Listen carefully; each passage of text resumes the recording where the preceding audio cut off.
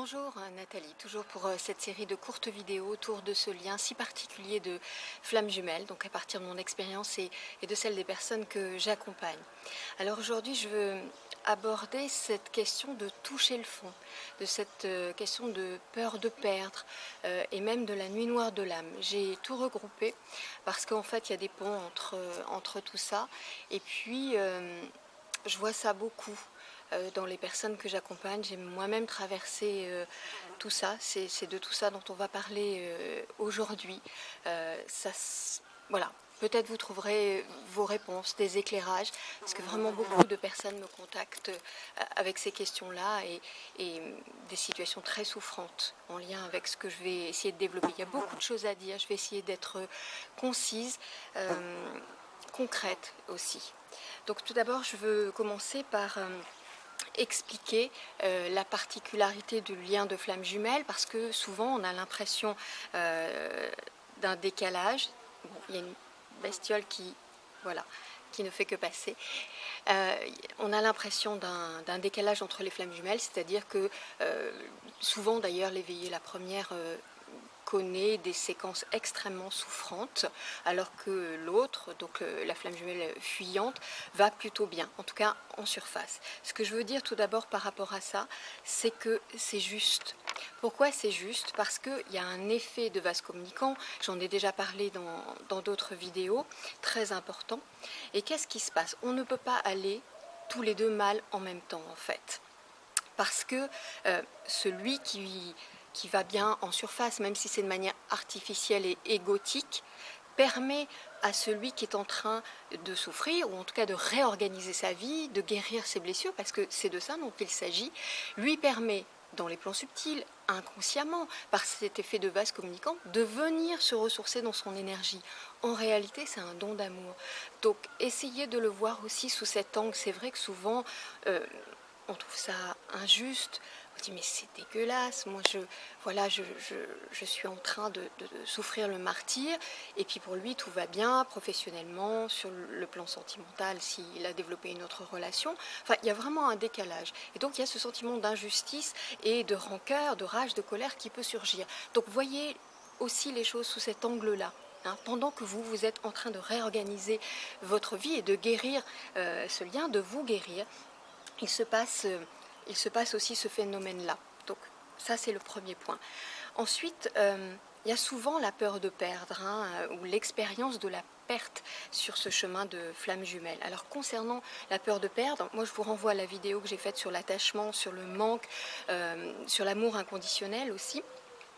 Et puis évidemment un travail sur votre transgénérationnel, sur vos blessures fondamentales de l'enfance, un travail aussi sur votre rapport à l'argent.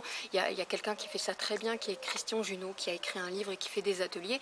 J'en parle sur mon blog, mais vous pouvez le retrouver également sur Internet. C'est vraiment très intéressant son approche, son angle d'approche. Donc il y a effectivement ça. Sur la perte plus proprement dite, il faut savoir que le lien de flammes jumelles, et tout chemin d'évolution, en réalité, c'est un chemin de dénuement, de renoncement. J'ai déjà parlé de l'entonnoir dans d'autres vidéos, de ce phénomène d'entonnoir, c'est-à-dire qu'on rentre par la partie la plus large et plus on avance, plus effectivement ça se rétrécit. L'autre jour, j'entendais quelqu'un qui, en parlant d'évolution, parlait de distillation, de phénomène d'alambic. Oui, c'est exactement ça, c'est-à-dire que toute la mélasse de l'ego, de nos conditionnements, de nos peurs, de nos blessures, passe par un alambic pour atteindre un extrait, la quintessence de qui nous sommes vraiment. C'est vraiment ça. Moi, je dis souvent que nous sommes là avec une coupe qui est souvent bien pleine, voire à ras-bord, remplie de tout notre bagage, et que ce qui nous est demandé, ce que la vie nous demande finalement, c'est de vider cette coupe bien pleine pour pouvoir remplir de nouveau d'évolution, de nouvelles choses, de nouvelles situations, de nouvelles relations, de nous-mêmes, en fait. Donc vraiment, il y a ce phénomène, oui, de dénuement, parce que vider la coupe qui est souvent bien pleine. C'est comme la respiration, en vérité. Il faut bien avoir expiré. On a besoin d'avoir expiré pour pouvoir inspirer. Voyez, donc il y a ce phénomène-là. Donc c'est logique d'une certaine façon. Alors ça n'enlève rien à la souffrance, et je vais y venir dans un instant. Nous perdons pour retrouver, hein, soyons clairs avec ça, il n'y a rien de définitif en réalité. Nous perdons aussi parfois parce que nous avons considéré très longtemps les choses comme acquises, comme nous étendues, comme faisant partie de notre paysage. Et finalement, on n'exprime plus ou pas de gratitude vis-à-vis de tout ce que nous avons, de tout ce qui est autour de nous. Et la vie se charge de nous rappeler que nous avons besoin de ce mouvement de gratitude en nous. C'est très important tout ça. La perte aussi, ça peut être le signal d'une insécurité. C'est toujours le signal d'une insécurité intérieure. Comme pour nous dire que nous avons besoin de béquilles extérieures pour tenir debout. Et je vous rappelle que le chemin de flamme jumelle, et tout chemin d'évolution, est un chemin d'autonomie et de détachement. Hein, donc c'est aussi pour ça que ça arrive. C'est aussi la vie qui nous envoie le signal que nos choix ne sont peut-être pas alignés ou plus justes avec qui nous sommes ou ce vers quoi nous sommes censés aller, être. Hein. Il y a certainement eu des signaux, des appels qui n'ont pas été entendus précédemment. Hein. Donc c'est aussi pour ça que la perte arrive dans notre vie. Donc entendez ça. Je vous parle à partir non pas de la théorie. Là j'ai égrené rapidement plusieurs points très très vite, mais c'est vraiment une expérience que j'ai profondément vécue. Tout ça a commencé avant évidemment les retrouvailles avec ma flamme jumelle, Philippe, donc, parce que j'avais fait un choix notamment qui n'était pas un choix juste et aligné avec moi, qui était un choix pour faire plaisir à mon ex-mari. Donc ça a commencé comme ça à plus aller, j'ai envie de dire. Et puis évidemment les retrouvailles avec ma flamme jumelle n'ont cessé d'accélérer ce processus de perte et de mettre en lumière tout ce qui n'était pas aligné dans ma vie, hein, vraiment de manière très exponentielle. Je suis rentrée dans une spirale de dégringolade au-delà de toute mesure. Je suis passée d'une situation extrêmement confortable, avec de l'argent, de la sécurité à tous les niveaux, à descendre l'échelle barreau après barreau, parfois même plusieurs barreaux à la fois. C'est pas que l'aspect matériel que j'aborde ici, il y a l'aspect de l'argent bien évidemment, ça compte largement et nous sommes beaucoup sur ce chemin à trouver cette difficulté-là matérielle qui nous signale, hein, je le redis encore, une difficulté un besoin de sécurité intérieure, enfin il y a quelque chose à travailler sur la sécurité intérieure.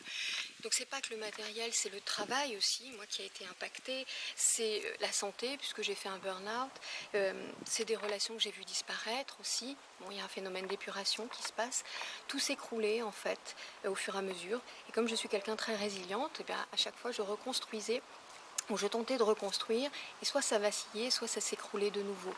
Et vraiment c'est allé très loin, je vous passe les détails parce que c'est vraiment... voilà, passons sur le détail. C'est allé très loin jusqu'à ce que je me retrouve sans logement. Alors évidemment pas à la rue parce que la vie ne nous lâche pas, elle ne nous abandonne pas en vérité. Mais disons qu'il y a eu une accumulation de blocages, de crispation et certainement de résistance de ma part, d'entêtement aussi, et puis c'était relié parce que comme c'était le foyer, le logement qui était touché, c'était relié à ma flamme jumelle, donc je me suis retrouvée sans logement après cette accumulation de choses, c'est-à-dire que alors que mon déménagement avait été reporté 2 fois, le dimanche à 20h, le dimanche à 17h, je n'avais plus de lieu, alors que le déménagement était le lundi matin, à 17h, plus rien. Donc j'étais là au milieu de mes meubles, de mes cartons et plus rien. À ce moment-là, j'étais arrivée vraiment au bout de mes limites, de mes forces, de ce que je croyais être ma force, ma puissance, mais qui était en réalité que du contrôle. Et j'ai été contrainte de cesser de me battre, ce que je faisais admirablement bien depuis des années, depuis toujours en vérité. Et contrainte de lâcher, de passer le relais, de demander de l'aide, de m'en remettre à la vie et d'accepter surtout d'être vulnérable. Et ça, c'est un grand point que je veux absolument souligner. Et parce que j'ai fait ça, à 20h, une solution a été trouvée. Alors évidemment, ça n'est pas ce que j'aurais souhaité à plus de 40 ans, mais en tout cas, quelque chose a été trouvé. Je me suis retrouvée à être hébergée par quelqu'un que je connaissais très peu, dans une partie indépendante de sa maison, dans 15 mètres carrés, avec mon kit de survie, comme je dis à ce moment-là. Et, et finalement, effectivement, c'est pas ce que j'avais rêvé. Il a fallu que je réorganise tout très vite, ou mettre mes meubles, toutes mes affaires, toute cette accumulation de choses depuis tant d'années. Mais en tout cas, une solution a été trouvée. Eh bien, ça a été une très belle expérience, très profonde. D'abord, j'ai découvert une très belle personne dont j'aurais continué à passer à côté sans cet événement, en fait, puisque ça m'a permis vraiment de la découvrir. Et puis, je me suis retrouvée moi. Cette expérience a duré 3 mois. Alors, c'était très difficile de travailler, mais en même temps, c'était l'été. La vie est plutôt bien fichue, en réalité.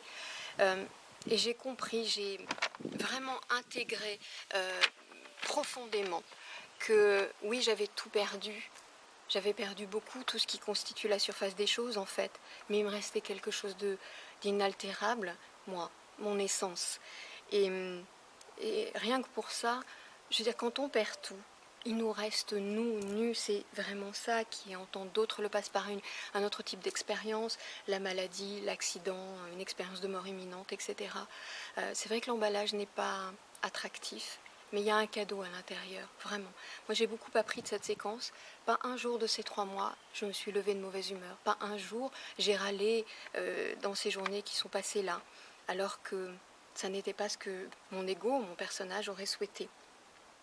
Et pour ne pas oublier cette séquence, parce que l'être humain a cette fichue capacité à oublier très vite quand les choses vont mieux ensuite, j'ai rapporté un tableau. Il y a eu un tableau sous mes yeux pendant 3 mois qui était en double dans cet endroit.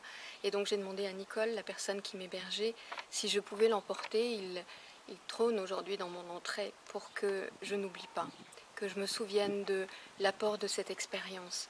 Donc dans toute expérience, il y a quelque chose à prendre, il y a un cadeau. Vous entendez ça souvent, l'expérimenter c'est autre chose. Il y a des expériences profondes, intimes, qui ne peuvent se vivre que dans une certaine forme de solitude.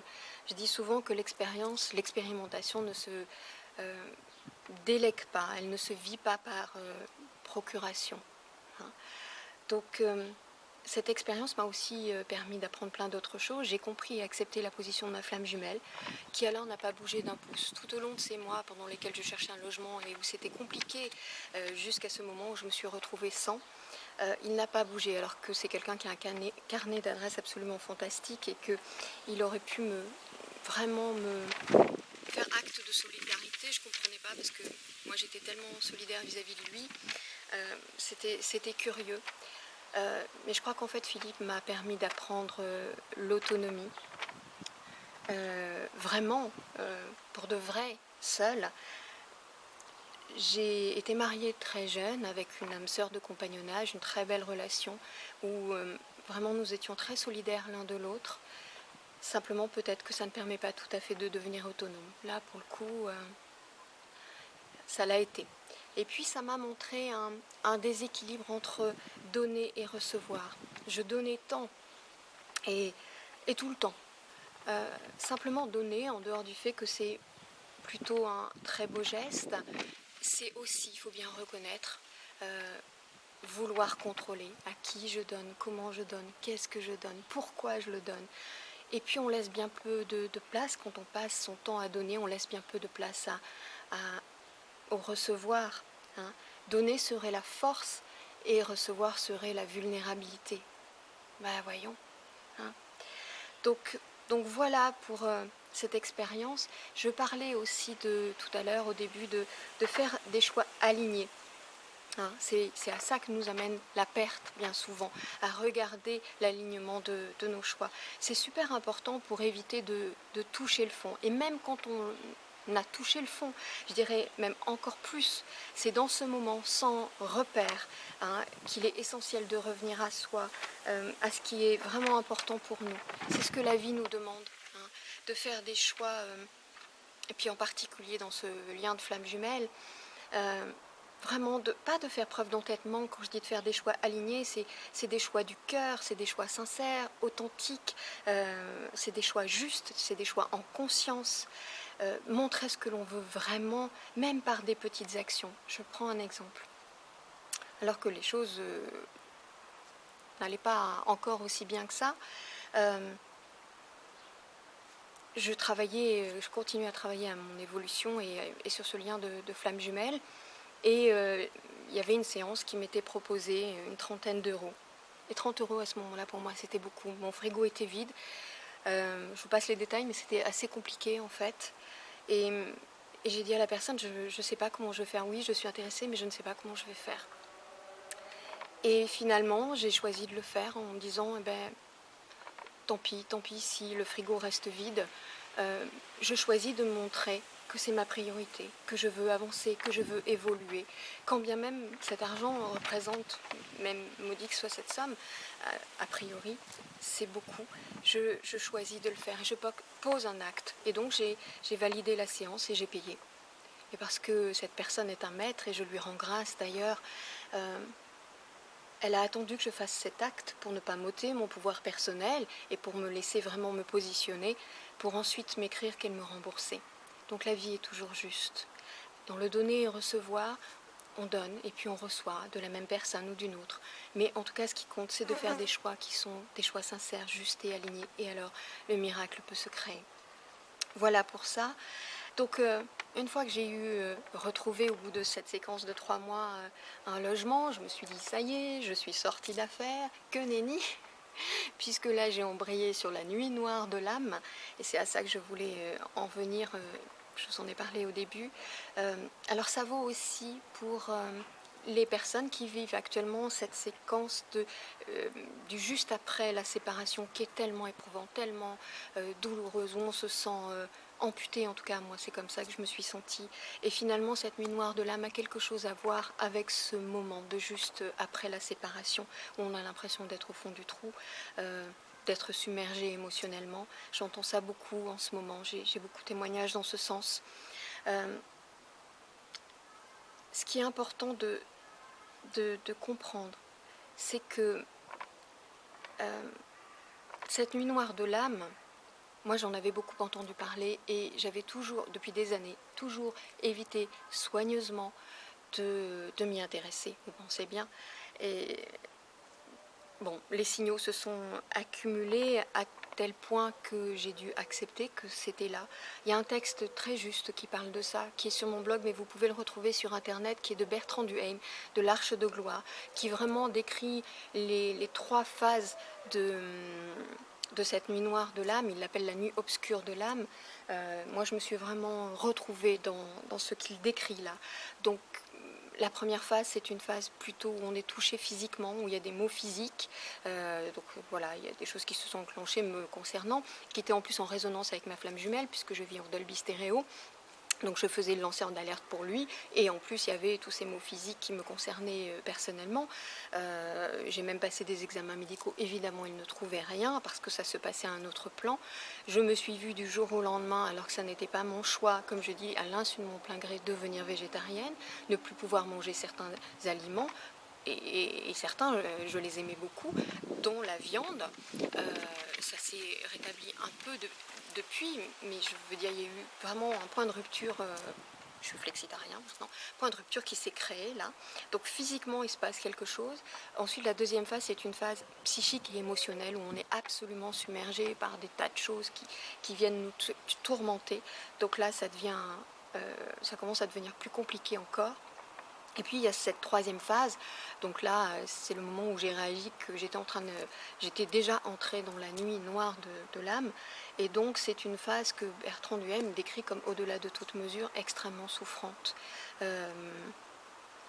C'est en fait comment je l'ai vécu moi, parce que je peux parler que de ça. Bon, d'abord je crois que j'y ai été préparée. Curieusement j'ai eu cet élan de faire une retraite quelques semaines auparavant. Comme pour me ressourcer avant le grand saut, mais tout ça je ne le savais pas. Et puis quand j'ai commencé à comprendre que j'étais dans la nuit noire de l'âme, mes guides me l'ont confirmé et m'ont dit on sera là, on va te tenir la main, mais tu vas le passer seul. Donc je sentais bien que ça allait être un gros truc. Et j'ai dit ok, c'est là, donc comme j'ai pas l'habitude de fuir, on va passer le cercle de feu. Mais j'avais pas imaginé ce que ce serait. C'est en fait comme une dépression puissance plus. On est dans un état, alors pas 24/24 bien sûr, mais d'anesthésie par moment, végétatif, de perte d'énergie complète. Et puis surtout, c'est la ronde ultime de toutes nos peurs, même celles qu'on a réglées, de toutes nos ombres. Elles viennent face à nous se remanifester les unes après les autres, et puis des peurs très viscérales comme la peur de mourir, etc. C'est un moment absolument atroce et terrifiant. Donc j'avais décidé de le vivre en conscience, ça veut dire que je m'étais mis complètement off à ce moment-là. Et j'ai compris qu'il était question de s'abandonner. Il m'avait montré un radeau, alors j'avais bien l'impression d'avoir lâché, mais en fait même le radeau, il fallait que je le lâche. Et même le morceau du radeau, le dernier bout de bois du radeau, il fallait que je le lâche. Et que je me laisse aller complètement dans le flux du courant, et dans le flux de la vie. C'est vraiment l'abandon total. Comment vous dire, j'avais une belle blessure de trahison, le masque du contrôlant, je l'ai évoqué quelques fois. Et là, pour le coup, c'était tout lâcher. Et tout lâcher, s'abandonner à la lumière, à ce qui est en nous, je ne sais pas exactement quel mot trouver. En fait, c'est comme se débarrasser d'un moi mort à l'intérieur, déjà mort à l'intérieur de nous. Hein, c'est une part d'ego qui meurt pour renaître un peu plus dans l'unité, en fait. C'est ça. Hein. Donc, comme je l'ai vécu en conscience, ça a pris 10 jours. Je pense que ça peut durer, et Bertrand explique ça, ça peut durer beaucoup plus longtemps. Certains en ressortent extrêmement meurtris, voire pas du tout. Et d'ailleurs, j'avais une amie à qui je téléphonais de temps en temps et je lui disais, soit je sors de ce tunnel, soit j'en crève, soit je finis en HP, en hôpital psychiatrique, tellement c'était violent à tout niveau. Donc le vivre en conscience, ça veut dire se laisser traverser par ce qui nous assaille, pas le rejeter, pas le nier, passer le cercle de feu en fait, hein, vraiment ça, regarder les peurs en face. Ce ne sont que des tigres de papier, les peurs, franchement. Hein. Quand je raconte ça autour de moi, les gens me disent, en fait, tu as vécu un processus chamanique. Alors, je ne sais pas, je n'ai pas d'expérience de ce côté-là, mais il semblerait que ça ressemble à ça. Il ne s'agit pas de rester englué dans ces émotions. Attention, je ne suis pas du tout en train de vous dire ça. Hein. C'est de les vivre, c'est de les laisser passer vraiment. Hein. C'est se permettre de ressentir. Combien de personnes je vois, j'accompagne, qui par protection bien sûr, sont coupées maintenant de leurs émotions. Et la clé, elle est pourtant là. Hein, vraiment. Être sensible est le plus grand des trésors. C'est bien plus puissant qu'être fort. Cela demande tellement plus de courage que d'accepter de vivre ces émotions. Hein, oui, c'est difficile. Oui, ça fait mal. Oui, ça fait peur. Et puis on s'en sort. Hein, c'est surtout ça que je veux vous lire. Donc voilà un temps, la nuit noire de l'âme, ou la période juste après la séparation, très souffrante, pour tout ressentir profondément dans son cœur, dans ses tripes, s'autoriser à pleurer. Les larmes lavent, les larmes permettent de tout dissoudre, les larmes sont faites pour s'écouler à l'extérieur, pas à l'intérieur. Ne vous jugez pas dans ces moments-là, soyez bienveillants avec vous-même, vivez tout ça et laissez tout partir. Pleurer, c'est laisser tomber nos masques, c'est accepter notre vulnérabilité, c'est aussi élargir notre conscience, hein, c'est vraiment ça. Il ne s'agit pas de pleurer de colère, de rancœur, etc. à partir d'émotions négatives. Il s'agit de pleurer pour s'abandonner, pour laisser s'écouler toutes ces peines, tous ces chagrins, toutes ces peurs en nous. Hein, complètement. Tout voir, tout accueillir et tout laisser partir, vraiment. Vous savez bien, tous ceux à quoi on résiste persistent, hein, c'est ce qu'on dit. Nous sommes venus pour être, pour nous aimer nous-mêmes d'abord, c'est vraiment ça. Et comment pouvons-nous le faire avec ou sans un cœur sensible, sans un cœur ouvert, comme disent mes guides, un cœur brisé est un cœur ouvert. Alors acceptons ça. Oui, nous avons tous le cœur brisé. Oui, c'est vrai. Et qu'est-ce qu'on fait avec ça? Le maintenir derrière des remparts, ça ne va pas le guérir. Donc, pour être, il est essentiel de regarder vraiment profondément en nous, pour faire face à nos ombres, à nos peurs, je l'ai dit, ces tigres de papier. Et puis, c'est comme ça, en fait, qu'on peut vraiment se relever, repartir et agir en étant plus aligné à notre essence. Et c'est alors que là que les choses commencent à changer. Ce processus a duré quelques mois, donc en totalité la nuit noire de l'âme entre l'étape physique et l'étape spirituelle, on va dire, à peu près 3-4 mois, et la dernière étape 10 jours. Mes guides m'avaient montré un feu d'artifice et puis des marches montées, etc. Il n'y a pas eu de feu d'artifice, il n'y a pas eu de remise de diplôme après ça, il n'y a pas eu de remise de trophée. J'étais un peu déçue, je ne vous cache pas, mais ça c'est l'ego. Mais quand je me suis retournée quelques mois plus tard, j'ai vu à quel point quelque chose s'était passé. J'étais plus tout à fait la même, je m'étais rapprochée de moi-même, quelque chose s'était vraiment passé. Donc voilà, je vous invite vraiment à entendre ce qui résonne pour vous dans cette vidéo. Et puis vous dire que la prochaine vague, parce qu'il y aura certainement une prochaine vague, la vie est ainsi faite, il n'y a pas de début, donc il n'y a pas de fin. On l'aborde autrement, la prochaine vague. Donc de vraiment entendre ce qui résonne là pour vous.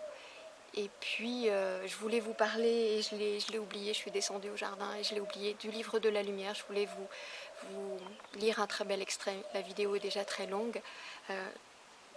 Je pense que je vais donner les références sur mon blog. Le livre de la lumière, c'est un merveilleux livre de canalisation, et je voulais vous lire un extrait du texte de la maison intérieure. Je vous invite à vous y reporter parce que voilà, il y a plein de jolies choses à y lire, à y entendre. Je vous donne rendez-vous dans une prochaine vidéo. À très bientôt.